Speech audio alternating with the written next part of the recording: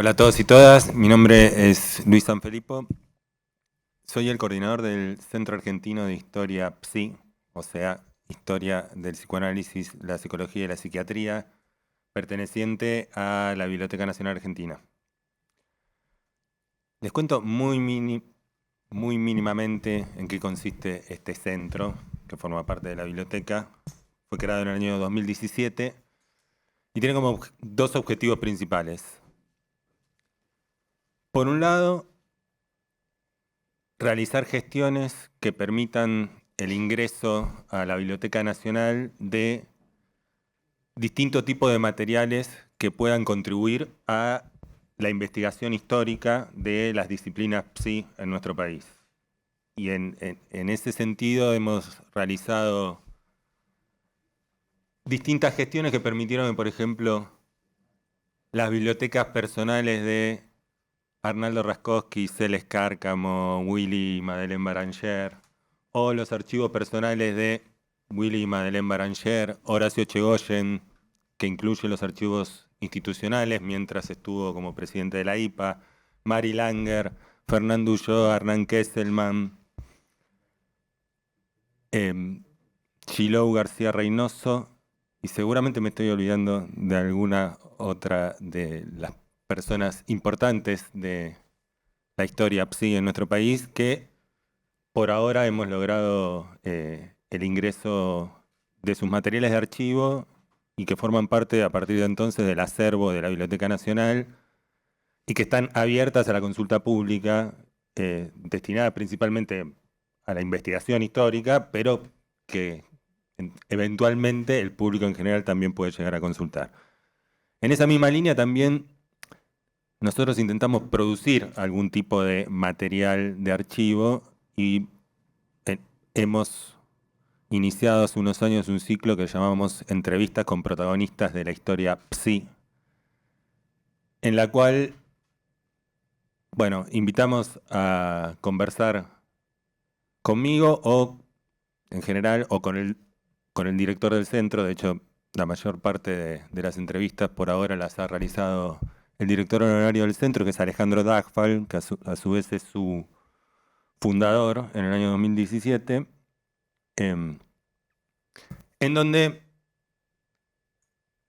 a Jorge Chamorro, Hugo Besetti, Isidoro B., Juan Carlos Estañaro, Ana María Fernández, Diana Cordon, y con una lista que está abierta y que se sigue produciendo, se van sumando, que son entrevistas que duran en general 1 hora y media, 2 horas.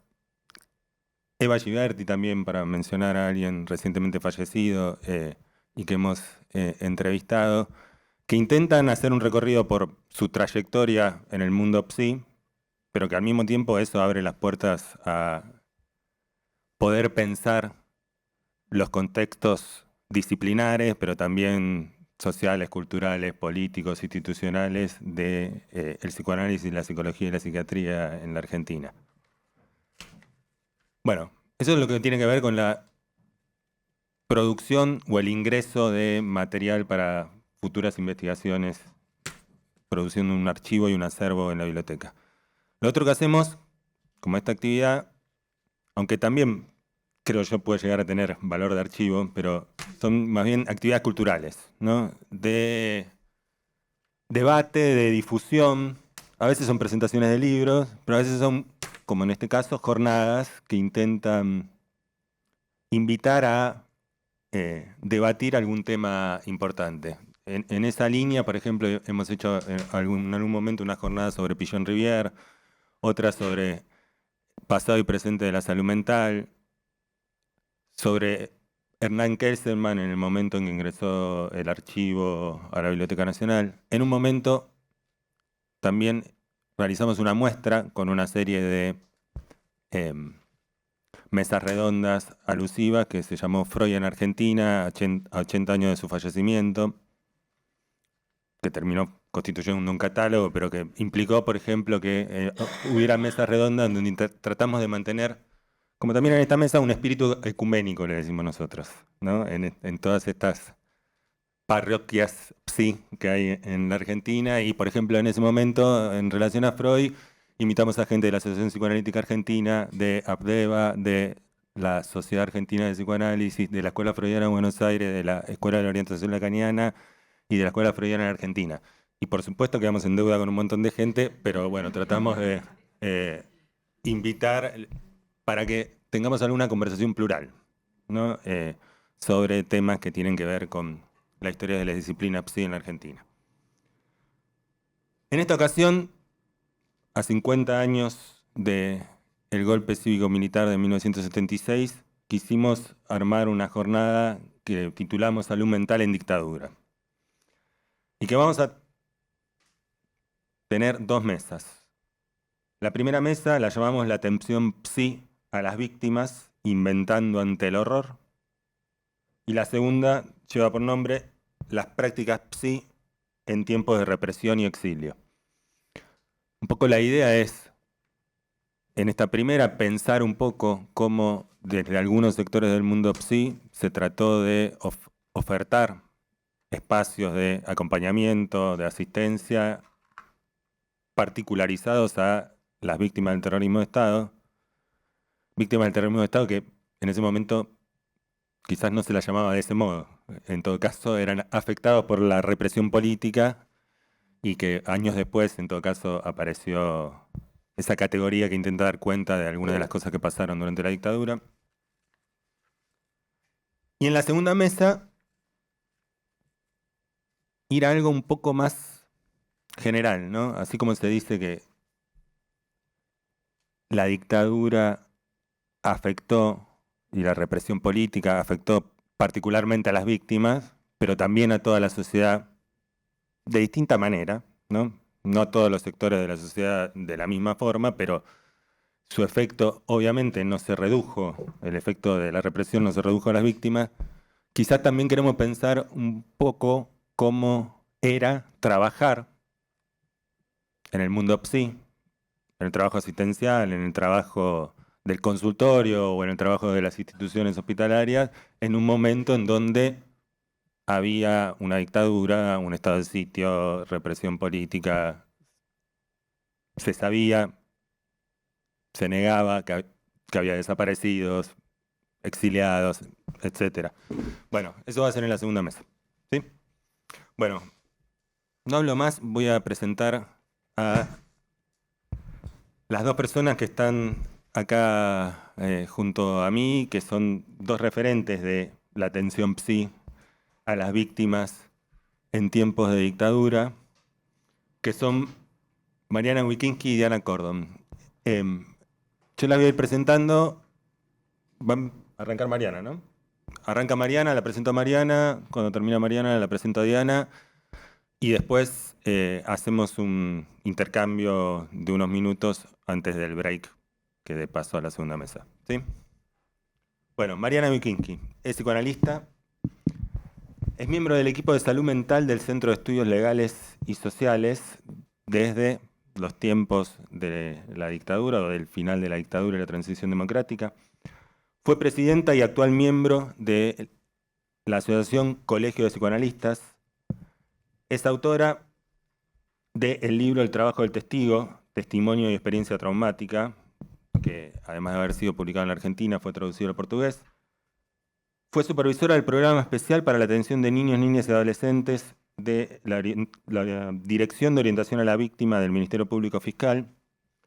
Ha sido co-compiladora del libro Clínica Psicoanalítica ante Catástrofes Sociales, publicado post-2001, con intervenciones, por ejemplo, de Silvia Leichmer, entre otros. Y es coautora junto a Ana Beresini y Lila Feldman del libro Trauma y Tiempo, el oficio del analista en 3 generaciones, de reciente aparición. Bueno, Mariana, gracias por estar acá. La palabra. Bueno, gracias Luis y gracias al Centro Argentino de Historia del Psicoanálisis por la invitación. Empiezo comentando el título. El título de la mesa es Inventando ante el horror, ¿no? Qué afortunada es la palabra inventando que contiene el título de esta mesa y da lugar a este intercambio. Si consideramos a una invención como un objeto que no existía antes, o que existía bajo otra forma, o que se aplica de un modo novedoso o inédito, entonces sí, debemos considerar que en el corazón del trabajo de atención a las víctimas del terrorismo de Estado algo estaba siendo inventado y puesto a prueba, que se trató de una práctica que contenía una dramática, acuciante e ineludible creatividad ofrecida en tiempo real, expuesta a revisión, controvertida en muchas oportunidades. Tenía una enorme virtud. Todo iba dejando huellas. Nuestro conocimiento era acumulativo. Tratábamos de achicar constantemente la brecha entre lo ensayado y lo conocido, de construir archivo. Intercambiábamos experiencias, escribíamos mucho, nos leíamos, buscábamos fuentes, abríamos polémicas.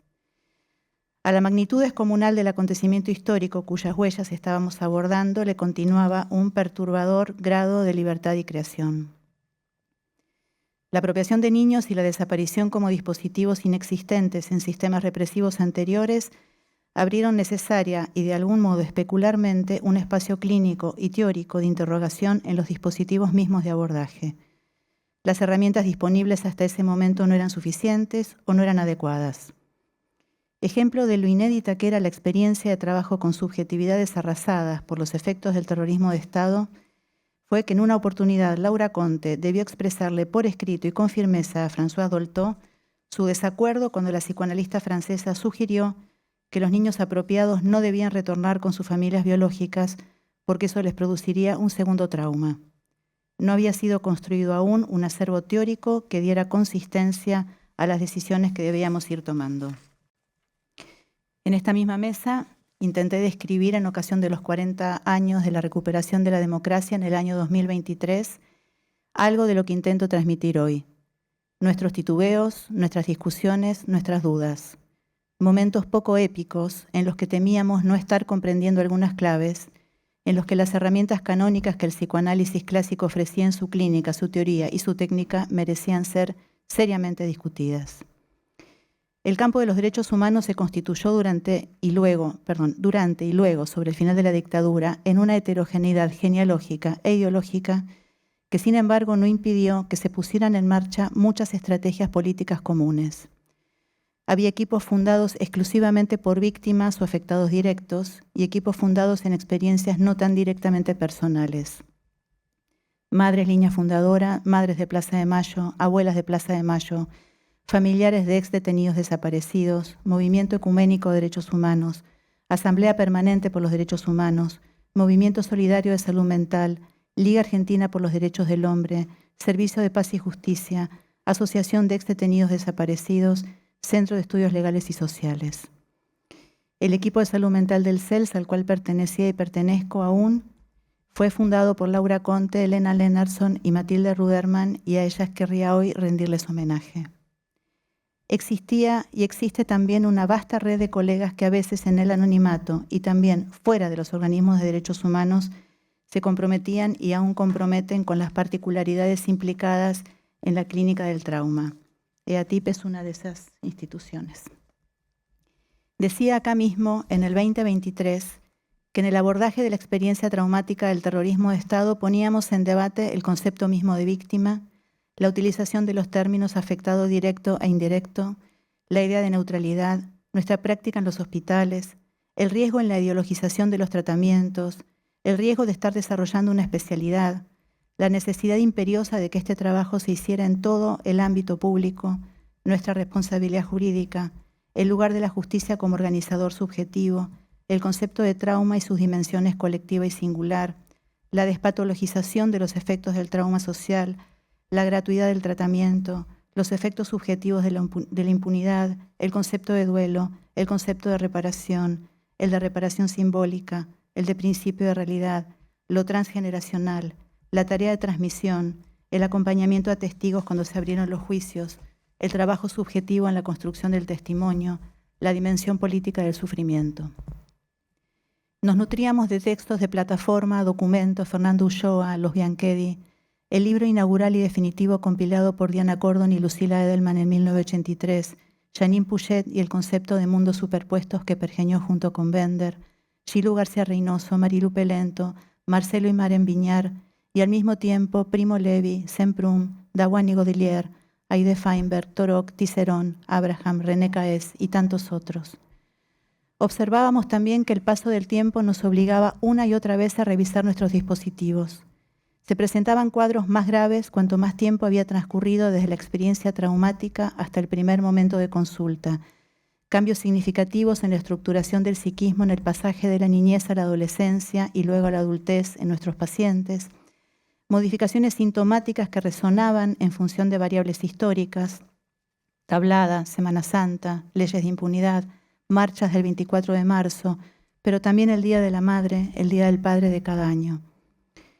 Logramos que Naciones Unidas reconozca la desaparición como un hecho de tortura, y eso permitió que pudiera encuadrarse un financiamiento para nuestro trabajo con ex-desaparecidos y familiares desaparecidos, provisto por el Fondo de Contribuciones Voluntarias contra la Tortura de Naciones Unidas. Pudimos ser peritos en la Corte Interamericana de Derechos Humanos, producir material e insumos teóricos para el Instituto Interamericano de Derechos Humanos. Los recuerdo como años intensos, militantes, esperanzadores. Nuestras reuniones eran muchas veces pasionales, con discusiones acaloradas frente a sensaciones de urgencia. Estábamos tratando de encontrar referentes y los buscábamos, y por momentos nos cerrábamos en nuestra propia lógica de pensamiento, lejos de los paradigmas que ordenaban un abordaje y un pensamiento psicoanalíticos tradicionales, con la necesidad de mantenernos muy lejos de los estándares de las instituciones oficiales. Nada obedecía a una pura ecolalia. Hubo eventos particularmente significativos, como el Tribunal Ético de la Salud contra la Impunidad, organizado por los equipos de salud mental de todos los organismos en plena vigencia de las leyes de impunidad, y que el 3 de diciembre de 1987, Día del Médico, en el aula magna de la Facultad de Medicina, repleta hasta el tope, juzgó simbólicamente con nombre y apellido, con testimonios, con un juicio por jurados, al personal de salud involucrado en violaciones a los derechos humanos en dictadura. Diana Corden fue una de las organizadoras principales. Como dijo Alicia Stolkiner en esa mesa de la que les hablaba recién, en 2023, toda la experiencia acumulada durante los años de trabajo con los efectos del terrorismo de Estado ofreció insumos, se irradió teórica y clínicamente hacia el abordaje de otras experiencias traumáticas como el atentado a AMIA, la Embajada de Israel, Guerra de Malvinas, y también las consecuencias del ejercicio de diferentes modos de violencia institucional en democracia, así como ofreció insumos teóricos para abordar experiencias de trauma colectivo en otras latitudes. Quizás una de las expresiones sorprendentes, al menos para mí, de los efectos de irradiación teórica fue el siguiente. Fui invitada a escribir el prólogo del libro Trauma Colonial, escrito en 2018, inicialmente en francés, por la psicoanalista franco-argelina Karima Lassali. El libro sería traducido al inglés y se requería un nuevo prólogo. Tuve desde el inicio la impresión de encontrarme con un territorio de una extrema ajenidad, el efecto subjetivo del colonialismo en Argelia, en décadas de prácticas genocidas y que se continuó incluso bajo la forma de guerras intestinas después de 1962 me resultaba desconocido, más allá de las viejas lecturas de la obra de Fanon. Pero de pronto Lassali habla de las entre 15.000 y 20.000 desapariciones que se produjeron en Argelia entre 1993 y 1996. Y entonces menciona a nuestra querida Gilú García Reynoso. Matar la muerte, dice. Efectos de irradiación de nuestra penosa experiencia. Al mismo tiempo y en consonancia con el reclamo que desde las epistemologías del sur se planteó respecto de los riesgos de una universalización de los derechos humanos, que desconozca las expresiones locales e históricas de sus violaciones y que además se ocupe exclusivamente de los aspectos autoconservativos puestos en juego, como ocurre habitualmente en los dispositivos humanitarios que se despliegan a lo ancho del planeta, nuestros organismos se propusieron garantizar un abordaje dirigido al sufrimiento. Alicia Stolkiner también dijo en 2023, los organismos de derechos humanos nos enseñaron a ponerle límite a la pulsión retaliativa. Resulta importante establecer que en todo abordaje se ha tratado y se trata del reconocimiento de tres dimensiones, la subjetiva, la histórica y la jurídica. Tres dimensiones que no funcionan en un continuo enlace armónico y que en más oportunidades de las que sería deseable se interpenetran traumáticamente. Una de las funciones que desplegamos desde hace muchos años es el acompañamiento a testigos. Una definición posible del dispositivo de acompañamiento psicojurídico a víctimas de la violencia de Estado podría ser: se trata de un entramado interdisciplinario de herramientas conceptuales y técnicas, saberes, enunciados, interpretaciones, presencias corporales, que construye una estrategia para ofrecer resistencia al efecto de desmantelamiento subjetivo que producen las situaciones traumáticas por violaciones a los derechos humanos, en la medida en que tal desmantelamiento se perpetúa cuando las dimensiones jurídica y política desconocen lo que se pone en juego en la dimensión subjetiva, y de este modo potencian o reproducen el efecto traumático de su propio accionar sobre la subjetividad de la víctima.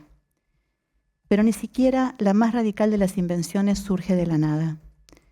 Primo Levi marcó de una manera indeleble mi pensamiento y mi práctica en relación al trauma, a los efectos del terrorismo de Estado y a la especificidad de los campos de concentración en Argentina. Su mirada compasiva hacia los Sonderkommando, plasmada en su concepto zona gris, es para mí el más conmovedor y significativo de sus aportes, y quizás el que más profundamente trasciende diferentes tiempos y circunstancias históricas, interpelándonos cada vez que necesitamos colocarnos del lado de los correctos o moralmente superiores. Podría casi decir que su obra, la de Piero Lanier, la de Levinas, Dufourmantel, Derrida, junto con los textos argentinos que mencioné antes, fueron punto de partida de un trabajo de pensamiento. Vendrían luego muchos otros maestros a través de la lectura y a través de una transmisión activa. Ana Beresín, Silvia Bleichmar, Leonor Arfuch, Ricardo Forster, la lectura de Jeanne Amery, Pilar Calveiro, Walter Benjamin, Robert Antelme, Judith Butler, Paul Ricoeur, Imre Kertész y muchos otros. Nos ocupábamos mucho más de intentar comprender lo que esas experiencias extremas le enseñaban al psicoanálisis que de intentar aplicar automáticamente sus andamiajes teórico y clínico a experiencias traumáticas inéditas en Argentina. Y evidentemente teníamos con qué hacerlo. Y querría decir por qué. Primo Levi era un químico manifiestamente antipsicoanalítico. Su enojo e irritación respecto del psicoanálisis debieron haber funcionado para nosotros como una advertencia. La política concentracionaria era un fenómeno inédito, la industrialización de la muerte no resultaría hasta mucho tiempo después, y aún ahora para algunos negacionistas, un evento creíble. Quizás sea por eso que Levi escribe: no creo que los psicoanalistas que se han arrojado con avidez profesional sobre nuestros conflictos sean capaces de explicar este impulso de dar testimonio. Su saber ha sido elaborado y probado fuera, en el mundo que para simplificar llamamos civil. A él pertenece la fenomenología que describe y trata de explicar. Sus interpretaciones, aún las de Bruno Bettelheim, me parecen imprecisas y simplistas, como de quien quisiera aplicar los teoremas de la geometría plana a la resolución de los triángulos esféricos. Y luego dice: dejemos las confusiones, los freudismos mezquinos, la morbosidad, la indulgencia. El opresor sigue siéndolo y lo mismo ocurre con la víctima, no son intercambiables. El problema no era que algunos psicoanalistas no hayan llegado a comprender en ese momento la magnitud y cualidad del arrasamiento psíquico que produjo ser parte y testigo de una maquinaria de deshumanización. El problema es que hayan creído que lo comprendían. Como si la teoría misma se viera traumatizada y respondiera defensivamente transformando lo desconocido en lo ya conocido. No creo verdaderamente que Levi haya sido injusto en sus apreciaciones. El psicoanálisis después de Auschwitz es quizás también la consecuencia del psicoanálisis durante Auschwitz. Podríamos seguir los pasos de Werner Kemper. Psicoanalista alemán, formó parte de un grupo de psicoanalistas no judíos que se benefició inmoralmente de la política de salvamento del psicoanálisis implementada por Ernest Jones durante el nazismo. Sabemos cómo sigue la historia. Kemper fue enviado por Jones a Brasil en 1948 y fundó en 1953 la Sociedad Psicoanalítica de Río de Janeiro. Vuelve a Alemania en 1967, pero en el 73, en Brasil, comienza a emerger su pasado antisemita y anticomunista. El psicoanalista Amílcar Lobo Moreira da Silva, torturador al servicio de la dictadura en 1964, hizo su formación en análisis con Lobo Cavernite, quien habría sido paciente de Kemper. Pero Argentina recibió a los otros psicoanalistas del exilio europeo, a Mimi Langer, a Ángel Garma, testigos de los efectos de la Guerra Civil Española y del avance del nazismo en Europa. Y entonces la transmisión de su experiencia fundó las bases para que otro psicoanálisis, muy lejano al psicoanálisis oficial que padeció Primo Levi, pudiera desplegarse en nuestro país, dentro y fuera de los organismos de derechos humanos. Y debo mencionar especialmente los aportes de Rodríguez, Ulloa, Bauleo, Kesselman, Pavlovsky, Volnovich, que nos abrieron el campo para autorizar una práctica todo lo irreverente que era necesario desplegar para no depositar en el sufrimiento individual y colectivo una mirada estrábica, desconociendo el carácter político y también repetible de esta clase de sufrimiento. Y también para protegernos de construir una mirada excesivamente eurocéntrica a la hora de comprender nuestra propia barbarie, un forzamiento que en nombre de una globalización de la memoria o una memoria conectada podría anular las heterogeneidades y homologar diferentes estrategias de control biopolítico. La insustituible consigna Memoria, Verdad y Justicia, que expresa punto a punto las dimensiones subjetiva, histórica y jurídica en los padecimientos que hemos debido acompañar, enlaza los tres términos y nos confirma una y otra vez que no es posible la existencia de ninguno de ellos si no se anuda firmemente con los otros dos. En tiempos oscuros, tiempos que creíamos ya sepultados, seguimos sosteniendo su potencia ética. Muchas gracias.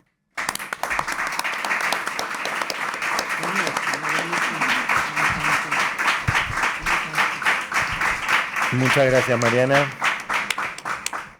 Bueno, voy a presentar y le voy a dar la palabra a Diana Cordon, que es psiquiatra psicoanalista. Fue coordinadora y una de las fundadoras del equipo de asistencia psicológica de Madres de Plaza de Mayo entre 1979 y 1990. Fue coordinadora del equipo de trabajo e investigación psicosocial EATIP. No, es coordinadora. Y el EATIP efectivamente sigue siendo uno de sus pertenencias institucionales.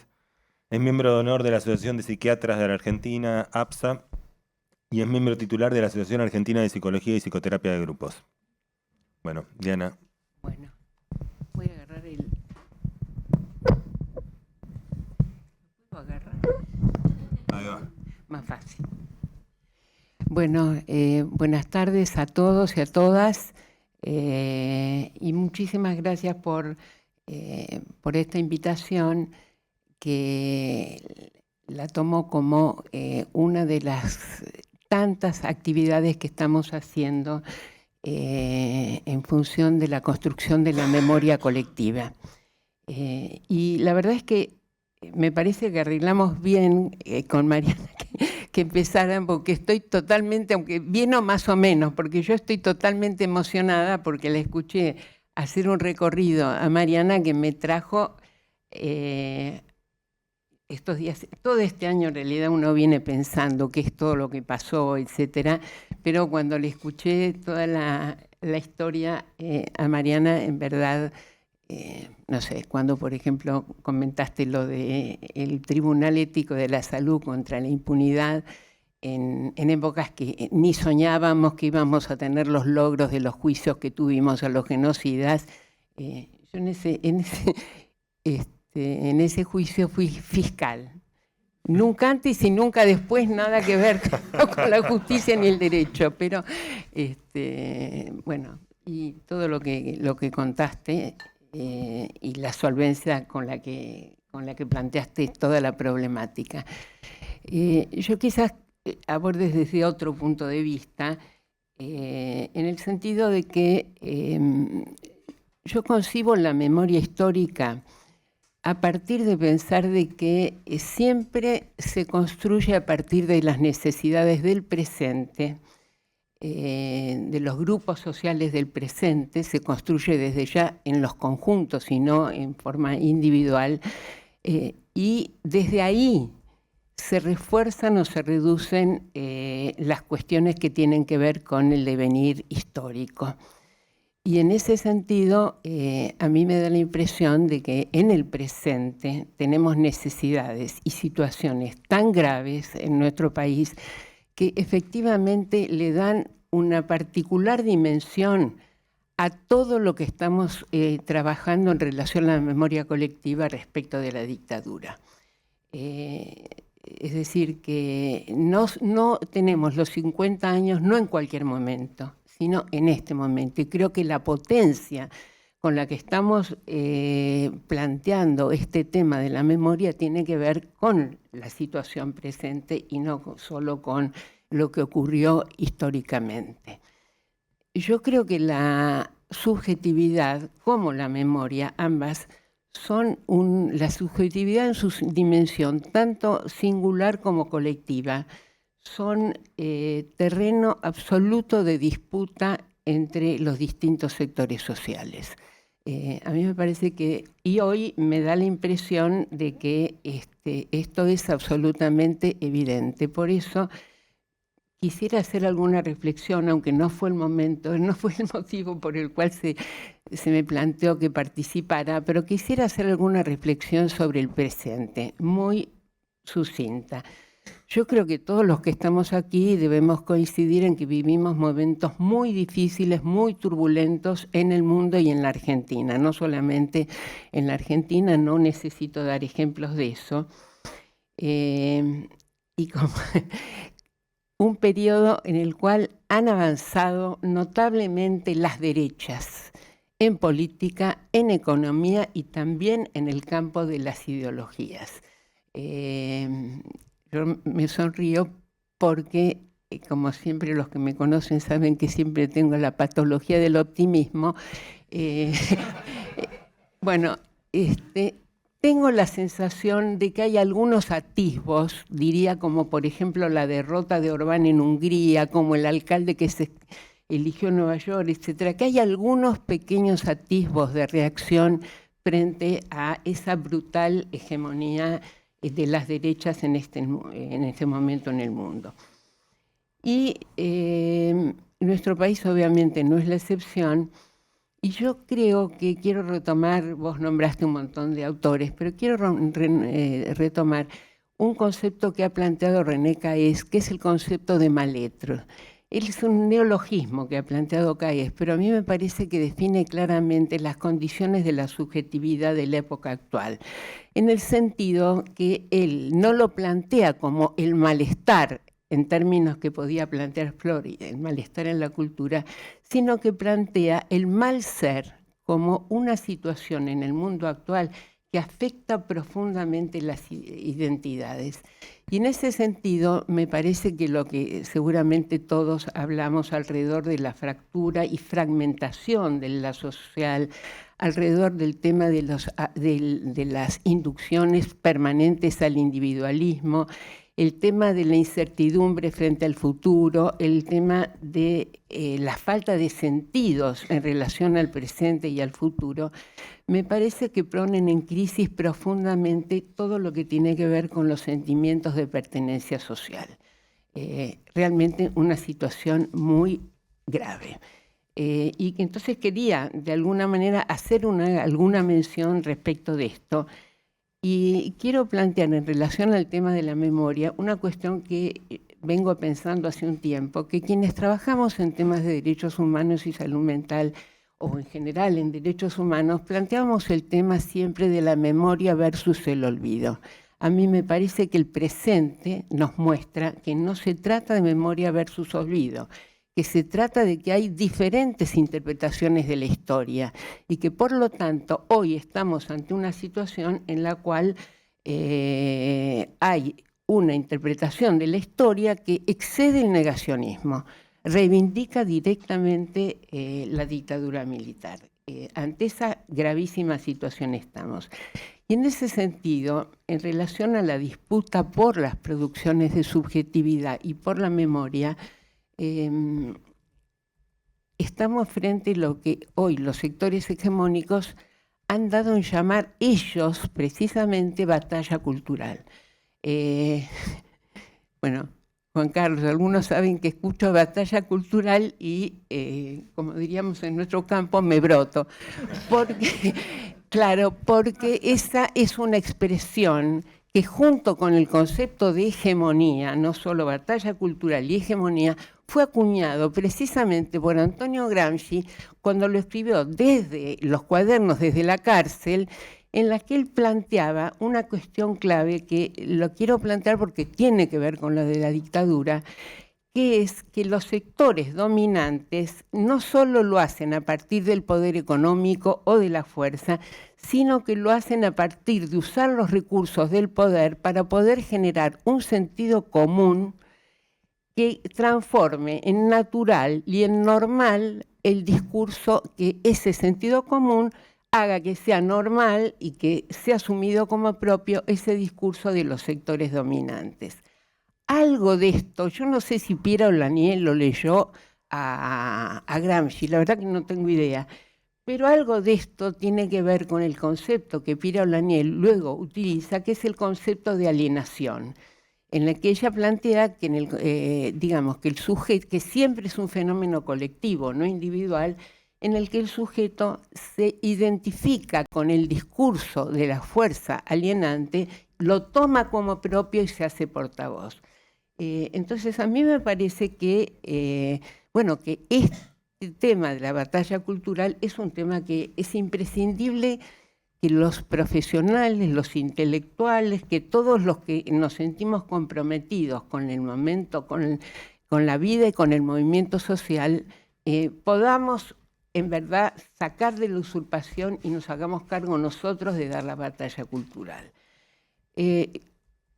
Un último comentario respecto de estos discursos dominantes sería que yo creo que en forma y contenido amplían el marco de lo decible, esto lo plantea Pablo Stefanoni, y creo que tenemos que decir también el marco de lo actuable. Parece que vivimos en una situación de delirio directamente, diluyen los límites de lo permitido y lo prohibido, estimulan los mecanismos de omnipotencia y para los que trabajan en el campo, sí, digo, a mí me parece que nos plantean un problema que es el corrimiento de la represión secundaria y la reducción de los archivos simbólicos del preconsciente.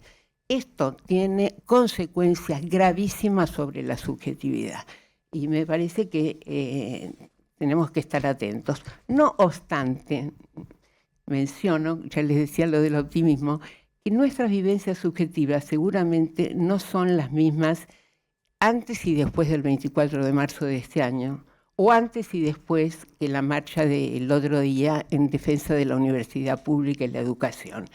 Y a mí me da la sensación de que abren alguna posibilidad de que es posible romper este rumbo terrible de los tiempos tremendos que vivimos. Y quiero mencionar acá que con la lucha que tuvimos contra la represión y la impunidad, hemos ganado, además de los juicios históricos a los genocidas, hemos ganado también conquistas democráticas que hacen que a estos sectores dominantes les sea muy difícil garantizarse un proceso de fascistización, porque esas conquistas las hemos defendido y las defendemos a fondo. Un poquito de agua. Bueno, yendo al tema de la dictadura, yo creo que la dictadura, vos planteaste un montón de cuestiones, Mariana, que obviamente comparto, pero yo creo que la dictadura básicamente vino a destruir un proceso que era un proceso de grandes gestas emancipadoras en las décadas del 60 y del 70. Menciono muy simplemente, en 1959 fue la Revolución Cubana, en el 62 fue la emancipación de Argelia de Francia, en el 68 fue lo que los jóvenes no deben conocer, pero los más grandes sí, fue el Mayo francés, que en nuestro sector incidió muchísimo. En 1969 fue la pueblada extraordinaria, la sublevación popular en Córdoba, que hemos conocido como el Cordobazo, y en el año 73 los norteamericanos se tuvieron que retirar de Vietnam. Y lo menciono porque todo esto tuvo una incidencia enorme en nuestro campo.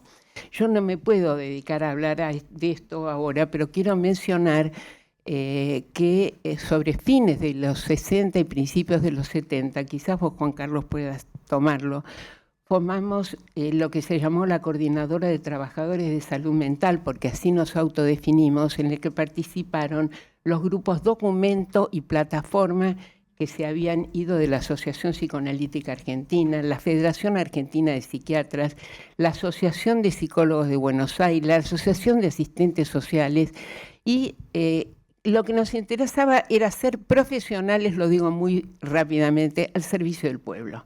Esa era la base de nuestra reconocer las necesidades sociales y dar una formación nuestra acorde. Y ahí formamos el Centro de Docencia e Investigación, que me parece que fue una experiencia absolutamente inédita.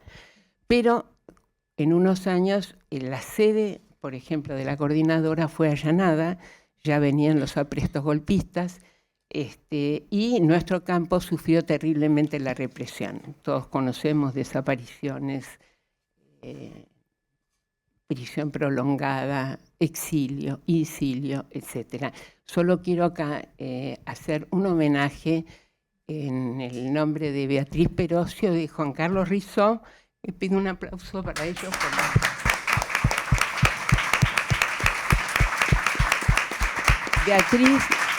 Beatriz era presidenta de la Federación Nacional de Psicólogos y Juan Carlos era secretario general de la Federación Argentina de Psiquiatras, ambos, por supuesto, desaparecidos. Bueno, yendo más al tema, la dictadura, entonces, quiero plantear que no solo implementó el terror represivo, y esto le digo bien a los jóvenes, no solo implementó el terror represivo, hizo lo que nosotros en su momento le pusimos el nombre de campañas de inducción psicológica. Es decir, esto que hablábamos de lo que hoy es la batalla cultural. Bueno, la dictadura también lo hizo y usó todos los medios de comunicación de masas a su alcance en ese momento, básicamente para inducir a la culpabilización de las personas afectadas, de las víctimas, como se dice, y el silenciamiento social sobre todo lo que estaba ocurriendo. Y eso fue una campaña que incidió profundamente acompañando el terror represivo. En mi caso, a partir de la decisión de un colectivo político al que pertenezco, nosotros decidimos quedarnos en la Argentina y les cuento cómo fue la experiencia con las madres. Al principio lo que tratábamos de hacer era de tratar de ubicar a los compañeros que estaban desaparecidos, que en ese momento no tenían para nosotros ese nombre, y en eso hacíamos, todos nos acordamos los que estuvimos, hacíamos todos la misma recorrida. Íbamos a la Casa de Gobierno a Balcarce 50, íbamos al Episcopado, íbamos al primer cuerpo de ejército, etcétera, para tratar de tener alguna noticia de algo. Imagínense que no teníamos la representación mental de que existía un desaparecido, no se nos ocurría. Entonces tratamos de ubicar cómo ubicarlos. Y en ese camino nos íbamos encontrando con unos con otros y ahí nos fuimos conociendo con las que luego serían las madres de Plaza de Mayo. Ahí quiero decir dos cosas. La primera, quiero rescatar el concepto que tiene Jeanine Pouget, que dio Jeanine, sobre la solidaridad. Jeanine planteaba que la solidaridad no es algo que hacemos por otros, sino algo que hacemos con otros para resolver un problema común. En ese momento, eso es lo que tratamos de hacer en el sentido de la solidaridad. Y lo segundo fue acompañar. No era acompañar desde lo profesional, era simplemente acompañar. Pero en ese acompañamiento se generó la necesaria confianza recíproca para lo que después fue el trabajo en el ámbito psicológico. Con el tiempo las madres fueron conociendo mi profesión, al principio no la tenían, y surgió la necesidad de atender a algunas madres que estaban deprimidas, básicamente. Les cuento que al principio las conversaciones eran, porque uno tenía la vida muy escindida, ¿no? Entonces las conversaciones eran o en la plaza, o en los bares, o en las iglesias, digamos, ¿no? Hasta que para mí fue totalmente entrañable, las mujeres holandesas les regalaron a las madres o les dieron, no sé, un departamento en la calle Uruguay, y en ese departamentito había un vestidor chiquitito que me lo dieron como consultorio. Que siempre tengo un recuerdo muy entrañable de ese consultorio. Bien, con el tiempo vimos necesario de armar un equipo. Y acá planteo que sobre esa experiencia que iba haciendo, que era una experiencia muy conmocionante para la vida de todos los que en ese momento estábamos atravesando, yo iba hablando permanentemente con Darío Lagos, que es mi marido, además, y con Lucila Edelman, que es también amiga, porque todos nos conocemos desde la época de la Facultad del Centro Estudiante, y con Lucila iba, que era una forma también de elaborar lo que vivíamos, de elaborar los miedos, de elaborar, porque en fin, era una tarea muy reparatoria, pero al mismo tiempo teníamos miedo, etc. Entonces, las angustias, los miedos, todo lo que nos pasaba. Tengo que cortar. No, estamos bien. Bueno, y en eso entonces invité a Darío, a Lucila, a Elena Nicoletti y a Esther Candel, y ahí armamos el primer equipo. Yo siempre cuento, el equipo después con el periodo constitucional se amplió mucho, ¿no? Pero siempre cuento que yo les propuse a las madres armar un equipo. Imagínense, nosotros en el campo sí elaboramos todo, le damos tiempo a las cosas, etc. Entonces, cuando les digo, todavía tengo la imagen visual de la reunión con las madres, y les digo, bueno, pensé porque hace falta. Sí. Y les dije de que haríamos grupos. Entonces les conté, les dije, bueno, me dice, ¿cuándo es el primer grupo? Este sábado. Bueno, así fue. Entonces, simplemente quiero mencionar, porque me voy a dedicar al tema de lo de la dictadura, no a lo posterior, pero quiero mencionar que en 1990, con Darío también, con Lucila y con Daniel Kersner, en este caso armamos el EATIP, que es una institución independiente, para ampliar además, fue un acuerdo con las madres, pero fue para ampliar además el trabajo en derechos humanos y bueno, con el EATIP trabajamos hasta ahora en problemáticas de derechos humanos. Vos, Mariana, mencionaste el acompañamiento a testigos y querellentes en los juicios, todas las problemáticas de la transmisión transgeneracional, etcétera, que seguimos trabajando hasta el presente. Bien, armamos, perdón, y quiero nombrar quienes están ahora, además de los que ya nos nombré, digamos, que están Silvana Beckerman, Noemí Sosa, Mariana Lagos, Nicolás Pedregal y Cintia Oberti. Somos los que venimos desde hace muchísimos años trabajando en el EATIP. Bien, volviendo al equipo de las madres, la condición que nosotros planteamos para entrar al equipo era acompañar a las madres, estar los jueves en la plaza, y además, por supuesto, de la formación específica, ¿no?, de psicólogos o psiquiatras. Y lo planteamos como una tarea honoraria desde ya, pero además nos planteamos, para no hacer lo que vos planteabas, Mariana, que esto se transformara en una especialidad, sino que era una especificidad y no una especialidad, planteamos que cada uno de los miembros del equipo tenía que mantener su inserción profesional, su trabajo, etcétera, no digamos al margen, como que mantuviéramos nuestro desarrollo profesional, además de trabajar en el equipo de las madres. Lo que sí pudimos de entrada, porque como decía Mariana, lo digo ahora, lo tenía para decir después, pero como decía Mariana, no teníamos bibliografía, no teníamos la menor idea, éramos jóvenes, hacíamos lo que podíamos, digamos, ¿no? Pero lo que siempre tuvimos claro de entrada fue el papel del agrupamiento para la preservación psíquica de las madres.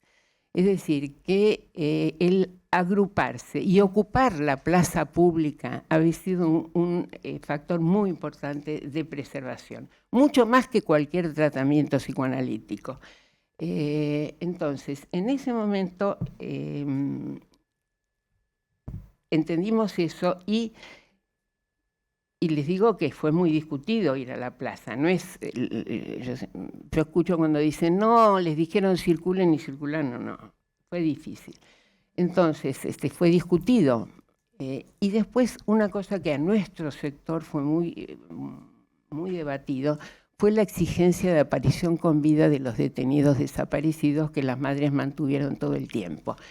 Y esto a mí me parece que es interesante porque nos plantea cómo tenemos que ir a ver y no partir de los prejuicios, ver lo que pasa con las personas y no partir del prejuicio. Porque lo que se discutía en nuestro campo, con colegas que hablábamos, digamos, era que las madres tenían que dar por muerto al desaparecido cuando ya se sabía más o menos el destino. Y las madres no aceptaron eso y plantearon una aparición con vida. Y lo que hicieron fue crear la figura del desaparecido y la existencia al estado desaparecedor. Y eso constituyó un nuevo principio de realidad que en realidad sí permitió la elaboración del duelo.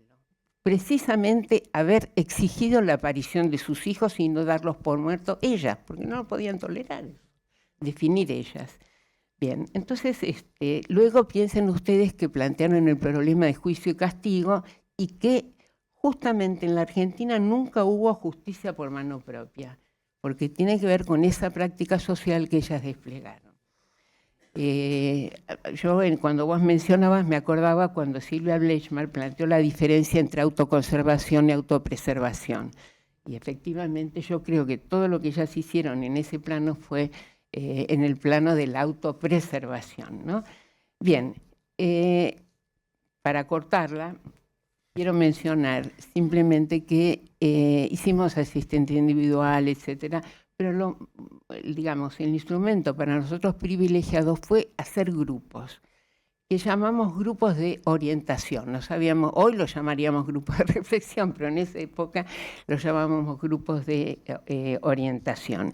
Y una aclaración, nosotros no los llamábamos pacientes porque no lo considerábamos una patología y por lo tanto consideramos que eran personas que habían sufrido una situación traumática y tenían que poder elaborar esa situación traumática, pero no patologizábamos. Tampoco, sinceramente, a mí me gusta hablar de víctimas, porque el concepto de víctima tiene un aspecto de pasivización que a mí me parece que también tenemos que repensar nosotros. Por eso nosotros decíamos personas afectadas por una situación traumática de origen social, punto. Bueno, en los grupos trabajamos el tema de la culpa y ahí tuvimos que trabajar el tema de las inducciones de la dictadura para poder articularlas con los sentimientos de culpa que todo duelo trae sentimientos de culpa. Por lo tanto, pero sobre ese sentimiento de culpa actuaban las inducciones de la dictadura. Bueno, hay muchísimas más cosas para hablar de estos grupos, pero lo que quiero decir es que hoy podríamos decir que esos grupos tuvieron una enorme función de apuntalamiento y se producía lo que hoy podemos llamar, tomando también acá, es préstamo de preconsciente, porque las zonas ciegas de cada una no eran las mismas. Entonces, en el trabajo grupal esto daba un producto que era lo que nosotros hemos llamado con Lucila el collage y el rompecabezas, digamos. Se armaba el rompecabezas, se armaba un collage que tiene un aspecto más creativo. Una sola cosa les quiero decir. Yo una vez tuve que coordinar, en Mar del Plata fuimos a hacer un grupo de reflexión, como hacíamos un grupo de orientación, como hacíamos acá, y entonces me llevaron a una iglesia, que era donde la íbamos a hacer, y había como 200 personas. Yo dije, ¿qué hago acá? Me muero. Me acordé de Ulloa. Me acordé de Ulloa, de las asambleas que hacía Ulloa, y dije, bueno, vamos con la... Y la verdad que fue una experiencia muy, muy linda. Bueno, para sostenernos, hacíamos todo el jueves reunión de equipo a la mañana en nuestro consultorio, y yo creo que eso da una idea de que las cosas se sostienen en colectivo. Después está la singularidad, está lo que le pasa a cada uno, pero que creo que tenemos que recuperar a fondo este tema de pensar en colectivo. Desde ya que toda esta experiencia, la tuve que acortar, pero toda esta experiencia a nosotros nos llevó a un cuestionamiento del tema de la neutralidad, tema tan discutido en el campo del psicoanálisis.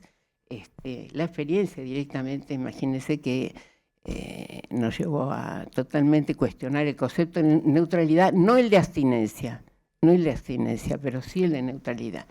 Bueno, volviendo al presente, yo solo quiero decirles que me parece que son momentos muy difíciles de la historia pero que recordemos que la dictadura había venido para quedarse, que no tenía tiempos, y tuvo tiempos y se tuvo que ir. Entonces, digo, pensemos, sí, pensemos en esto, y creo que nosotros, estas experiencias nos tienen que ayudar a poner en cuestión permanentemente nuestros instrumentos teóricos y técnicos y prácticos permanentemente, ¿no? A partir de que la teoría tiene que servir para transformar la práctica y no ser una aplicación de la teoría a la práctica.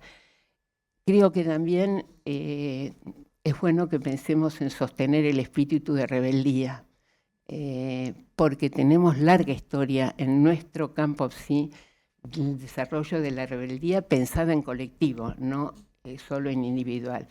Y por último, quería plantear que a mí me parece entonces que podemos sostener una esperanza que no es sobre la base de una ilusión, sino que puede ser también sobre la base de una necesidad social. Y me parece que con esa convicción yo creo que es posible que nosotros, en nuestra especificidad, también podamos ayudar, colaborar a construir un camino que permita verdaderamente construir, producir transformaciones profundas en la sociedad que, como decía Freud, nos permitieran a que todos y todas podamos trabajar, amar y crear. Y a mí me parece que vale la pena el esfuerzo.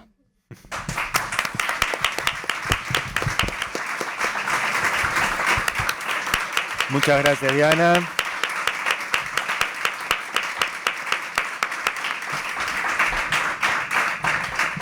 Increíblemente para este tipo de eventos tenemos tiempo para conversar, así que está abierta la posibilidad de tomar la palabra para hacer alguna pregunta, comentario, generar algún tipo de debate.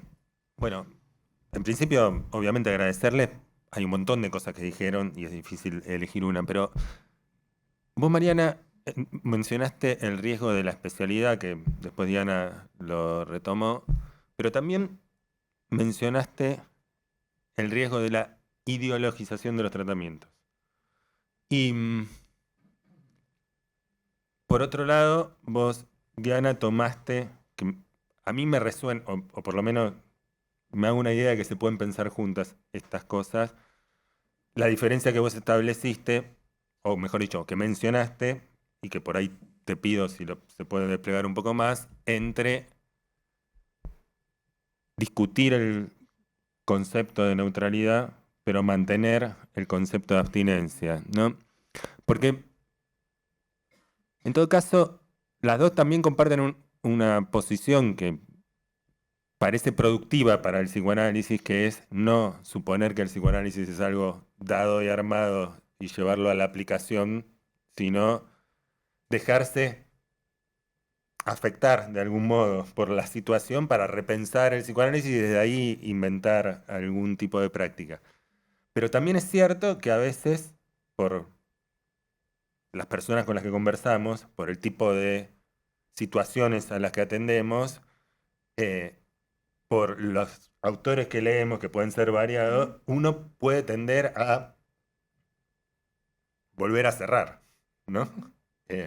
Entonces, ¿cómo hacer para, digamos, mantener que lo que en algún momento fue productivo porque permitió interrumpir algo o cuestionar algún supuesto, como por ejemplo que el duelo era dar por muerto, o que volver a separar a los niños de un entorno familiar era revictimizarlo, ¿no?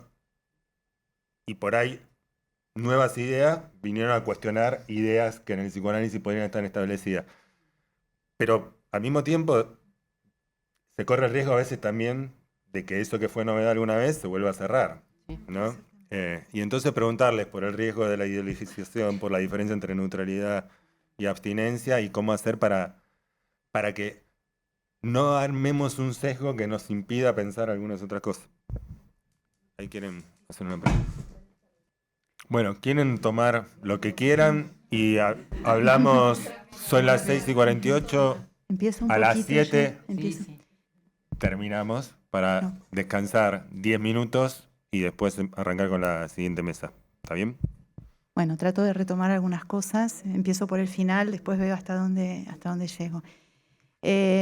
Vos estás rescatando un problema que es un problema político muy importante, que es el de la universalización de los derechos humanos, y pensar que efectivamente hay un hombre universal y que con eso ya describimos, ¿no?, que generalmente es un hombre eurocéntrico o anglosajón en su padecimiento por las violaciones a los derechos humanos, y cómo esto ha aplastado la posibilidad de pensar la especificidad de los derechos humanos efectivamente locales, ¿no?, y específicamente en América Latina o en África, por ejemplo.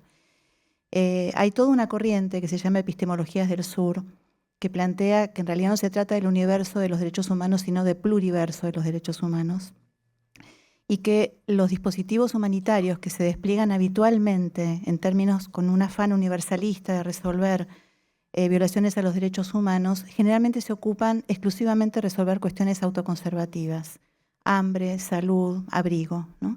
Y que todos los dispositivos que tienen que ver con el abordaje del sufrimiento quedan relegados, quedan subsumidos a prácticas autoconservativas, y esos parámetros vinculados con el sufrimiento son precisamente los que tienen que ver con las características subjetivas de los pueblos que están sufriendo esas violaciones a los derechos humanos.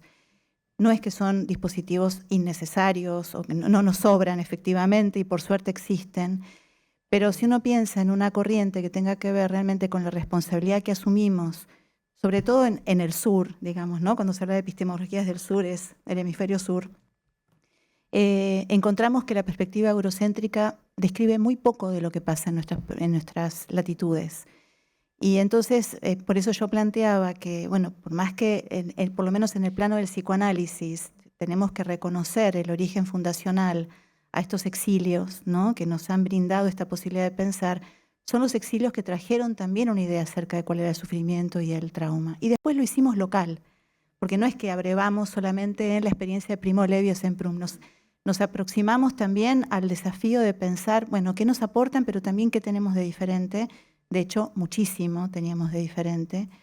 El dispositivo de la desaparición era bastante inédito. Bueno, hay muchísimas cosas que hubo que repensar y hay que pensar hoy también con las violencias institucionales en democracia y que no nos sirve la experiencia europea para dar cuenta de eso. En relación al tema de alienación, Diana mencionaba a Piero Lanier. Cuando yo leí la cuestión de la alienación descrita por Piero Lanier, era el año 1979, si no me equivoco, en Los destinos del placer. Y yo no estaba en Argentina en ese momento y no podía creer que alguien estuviera describiendo el fenómeno de la alienación bajo el terror como lo estaba describiendo, porque me parecía que era... Bueno, ella vivió en Argentina, pensaba yo, ¿qué pasa? Que puede pescar de esa manera lo que nos pasaba a todos, ¿no?, como una herramienta, logra la domesticación del pensamiento autónomo. Y lo que ella plantea es que en realidad hay una necesidad de no pensar y un fenómeno, digamos, una necesidad de disminuir el conflicto al mínimo y de no pensar y tomar en préstamo otro pensamiento precisamente para evitar caminos de sufrimiento. Y lo que describe es que todos, digamos, la estrategia, y esto tiene que ver con lo que Diana planteaba, es que todos seamos enemigos de todos y que todos representemos un peligro para el otro, ¿no?, y que el vecino represente un peligro también para el otro y de este modo producir un fenómeno de fragmentación. Me parece que eso que Piera escribió probablemente antes de 1978 y que vivía en Francia tuvo que ver con una sensibilidad extraordinaria que ella tuvo respecto de esos fenómenos, que ahí sí yo aplicaría algo que tiene que ver con cierta universalización, ¿no?, que uno puede tomar en la descripción de este fenómeno de alienación. En relación a la potencia de lo colectivo, y es lo último que digo, porque se plantearon muchas cosas, evocaba recién, cuando vos planteabas el alivio que produce pensar en dispositivos, o vos también planteabas, ¿no?, como esta cosa del impacto corporal, ¿no? La experiencia de los desahuciados en España, que implicó, ustedes saben, que fueron muchísimas personas, miles de personas que quedaron de pronto sin casa porque empezaron a tener problemas para pagar sus hipotecas, y fue un fenómeno a nivel nacional que implicó niveles altísimos de sufrimiento y también la construcción de dispositivos de contención y abordaje a colectivos, ¿no? Y que una frase que circulaba en los abordajes PSI era: usted no necesita un antidepresivo, usted necesita un sindicato. Y me parece que poder pensar en esos términos, cuando realmente hay algo que no es del orden de lo psicopatológico, como marcaba Diana, sino como que hay una herramienta colectiva de respuesta, implica realmente como desingularizar el padecimiento y el síntoma. Después me queda pendiente la cuestión de la neutralidad. Solamente diría, la ideologización como peligro en términos de compartir puntos ciegos, ya no los mundos superpuestos que describían Janit y Leonardo Bender, que fue un concepto que nos ayudó muchísimo a entender cómo nosotros padecíamos lo mismo que nuestros pacientes, ¿no? y a poder darle una entidad teórica también a eso que nos pasaba. Pero también el riesgo de constituir en torno de esos mundos superpuestos un cúmulo de puntos ciegos, donde estuviéramos hablando de nuestro sufrimiento compartido y de lo mal que la pasábamos en dictadura, pero perdiéramos absolutamente de vista una función clínica que había que cumplir al mismo tiempo. Bueno, Mariana por lo menos ya abordó una cantidad de cuestiones. Ya que mencionaste lo de Piera, es efectivamente, y lo que desde el psiquismo es el deseo de alienación, llama Piera, recomiendo que lean este libro que mencionaba Mariana, que es Los destinos del placer, en el que tiene un capítulo, además de alienación, tiene un capítulo hermoso en el que plantea el trabajo entre el terapeuta y el paciente, ella dice entre el psicoanalista y el paciente, como una construcción común con distintos saberes. Y ahí ya está cuestionando que nosotros no nos hagamos dueños del saber, sino que lo que tenemos es que con nuestros pacientes trabajar en común, que es un capítulo hermoso realmente de Piera. Bueno, empiezo por lo último que planteaba Mariana y que nos estaba planteado. Pero yo creo que hay un problema real que tenemos que abordar, que es el problema de que por una parte, por ejemplo, en nuestra tarea con las madres nosotros teníamos un principio de acuerdo con su lucha. Me explico, eso era que no teníamos ninguna neutralidad, era absurdo suponer que teníamos neutralidad. Pero que tenemos que estar en claro que simultáneamente hay un riesgo de complicidad en reforzar baluartes narcisistas y que eso tenemos que tenerlo claro. Porque si nosotros tenemos claro eso, entonces podemos trabajar no neutrales, pero simultáneamente sabiendo que se va a producir un fenómeno que es inevitable, que es el de la complicidad. Se va a intentar armar complicidades.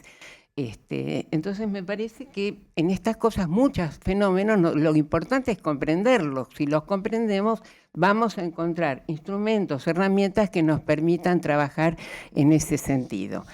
Pero creo que efectivamente es un problema. No, y después que tengamos claro que cuando nosotros vemos a un paciente en la institución nuestra, en las instituciones públicas o en nosotros mismos, en nuestros consultorios, los pacientes no vienen para que nosotros les demos clase de política. Los pacientes vienen por otras razones y eso lo tenemos que tener claro nosotros, muy en claro, digamos. Me parece que en ese sentido este problema de la ideologización es un problema que se nos plantea. No tengo respuesta más que investigar, trabajar, comprender. Bien, todo no voy a poder, pero quería mencionar una cosa que no les dije, que en el Álvarez, yo en la época de la dictadura me pidieron que diera un curso sobre grupos en el Hospital Álvarez, en el servicio de psicopatología. Y ¿saben qué pasó? Que tenía que figurar en el servicio que yo daba un curso de psicopatología. porque no podía dar un curso sobre grupos. Quiero decir, para que veamos las condiciones que los que me invitaron a que diera las clases ya asumían, en verdad, un compromiso que querían trabajar con grupos, ¿no? Lo mismo que las pequeñas instituciones que armamos en ese momento, que eran formas de tratar de procesar colectivamente lo que pasamos. Me acuerdo que a Piera nosotros la leímos después.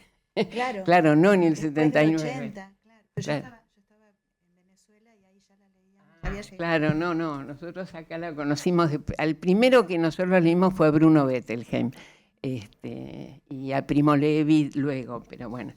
Después, había un tema que me parecía que se planteaba, que era el problema de la memoria y lo del presente. Miren, yo voy a dar un ejemplo concreto. Cuando nosotros tenemos que tratar un paciente, podemos estar durante no sé cuánto tiempo, y lo hacemos además, historizando que mi mamá, mi papá, el vínculo, etcétera, etcétera, y lo hacemos. Pero después tenemos que tener claro que lo que es significativo en la historia de ese paciente y de sus vínculos está presente de alguna manera hoy. Y a mí me parece que ese es el problema de la relación, en la que uno tiene que investigar y hacer un trabajo de historización, pero simultáneamente teniendo en claro que en el hoy y ahora está presente esa historia. Después, a mí me parece que, no sé si están de acuerdo, pero yo lo trabajo de alguna manera de esa manera, ¿no? Y yo me acuerdo que Marcos Bernard decía, tenemos que investigar no solo el por qué, sino para qué. Para qué se configuran ciertas situaciones que tienen que ver con la historia neurótica que en última instancia tenemos, ¿no? Después, se hablaba alguna compañera planteaba el tema de... Yo la verdad creo que así como nosotros no nos imaginamos cuando vino la dictadura, aún los que pensábamos que podía venir un golpe de Estado, pero nunca pensamos que iba a ser lo que fue. Ni se nos cruzaba por la cabeza. Sinceramente, yo no sé si a alguno de los que está acá se le cruzó por la cabeza que íbamos a estar... a mí no me gusta decir en manos de dos psicóticos, porque no es en manos de dos psicóticos, sino es reducir la responsabilidad de los que hoy están en el poder. Pero en verdad... a mí me parecía que era algo inimaginable, ¿no? A mí a veces me da vergüenza estar que mi país querido, que todo lo que hemos hecho acá, etcétera, se haya elegido, encima se los haya elegido, ¿no? Que no fue un golpe de Estado. Bueno, pero quiero decir, efectivamente vivimos una situación, pero yo quiero aclarar, yo creo que todavía no hay fascismo. No hay fascismo. Quiero decir, porque a mí me parece que eso es rebajar lo que fue verdaderamente una dictadura fascista. Pero creo que no hay una dictadura fascista por lo que hemos peleado, en realidad. No es porque no quieren o porque, qué sé yo, supongo que Patricia Bullrich estaría encantada de implementar mecanismos de fascistización, ahora que parece que quiere ser presidenta, me parece. Pero... creo que ahí está lo que hemos logrado y acuñado en tantos años de lucha contra la impunidad. Hemos conseguido que, recuerdan que de la Rúa se fue a la Argentina cuando declaró, del gobierno, cuando declaró el estado de sitio, que salimos todos a la calle. De modo que creo que son conquistas que hemos tenido como pueblo, digamos, y que es lo que frena eso. Y bueno... Bueno, Mariana, Diana, muchísimas gracias.